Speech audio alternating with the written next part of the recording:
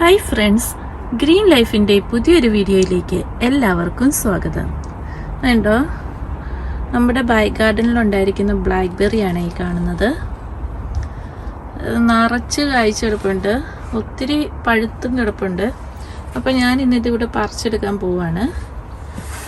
ഞാനിതിവിടെ കയറ്റി വിട്ടിരിക്കുന്നത് ഫെൻസേ കൂടെയാണ് കേട്ടോ. ഗാർഡനിന് ചുറ്റും ഉള്ള ഫെൻസേ കൂടെ കയറ്റി വിട്ടേക്കുവാണ്.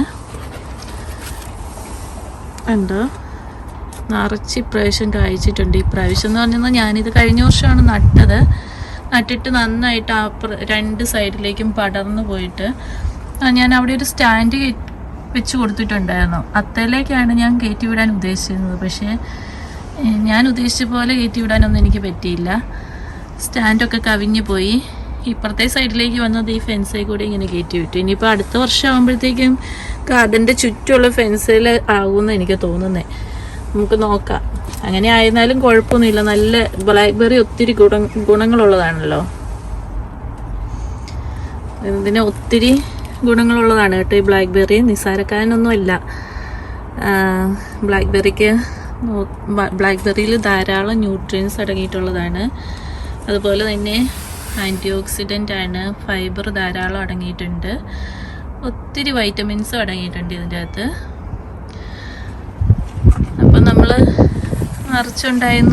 നന്നായിട്ട് ഫ്രൂട്ട്സ് ഉണ്ടായി കഴിഞ്ഞാൽ നമുക്ക് നല്ലതല്ലേ, നമുക്ക് ധാരാളം പറിച്ച് ഉപയോഗിക്കാമല്ലോ. ഞാനിത് ഉപയോഗിക്കുന്ന സാധാരണ എല്ലാവർക്കും ബ്ലാക്ക്ബെറി വെറുതെ കഴിക്കാൻ ഇഷ്ടമാണ് കേട്ടോ. ഇങ്ങനെ നന്നായിട്ട് പഴുത്ത് കിടക്കുന്ന ബ്ലാക്ക്ബെറീസിന് നല്ല മധുരമാണ്.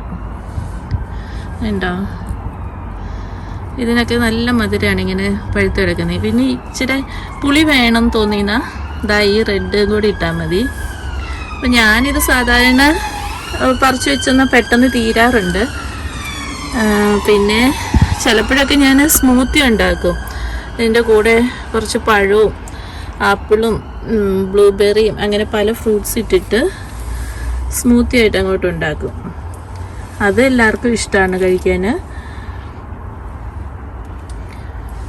സാധാരണ ബ്ലാക്ക്ബെറീസിന് ഇവിടെ അതിൻ്റെ തണ്ടയിലൊക്കെ നല്ല മുള്ളുള്ളതാണ് കേട്ടോ. എനിക്കറിയത്തില്ല ഇത് ഏത് വെറൈറ്റിയാണെന്ന് ഞാൻ ഓർക്കുന്നില്ല.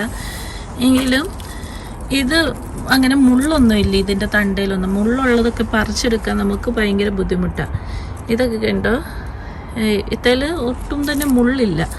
അപ്പം നമുക്ക് ഇതിൽ കയറി നിന്ന് പറിച്ചെടുക്കാനും എളുപ്പമാണ്. ഉണ്ടോ, ഇതൊക്കെ നന്നായിട്ട് കൊലകൊലയായിട്ടുണ്ടായി കിടപ്പുണ്ട്. നമുക്കെന്നാൽ ഇനിയിപ്പോൾ ഈ ബ്ലാക്ക്ബെറി എല്ലാം അങ്ങ് പറിച്ചെടുക്കാം. ഇങ്ങനെ അടർത്തിയെടുത്താൽ മതി, എളുപ്പമുണ്ട്. ഇങ്ങനെ അടർത്തിയെടുത്തുന്നേ ഇങ്ങനെ പോകുന്നുള്ളൂ. നന്നായിട്ട് പഴുത്ത് നിൽക്കുന്നത് ഞാൻ ഇങ്ങനെ നന്നായിട്ട് പഴുത്തതിന് ശേഷം മാത്രമാണ് പറിക്കാറുള്ളത്. അപ്പം സാധാരണ കടയിലിരിക്കുന്ന കാണുന്ന ബ്ലാക്ക്ബെറി കഴിഞ്ഞൊക്കെ വലുപ്പമുണ്ട് ഇത് കണ്ടെന്നാൽ.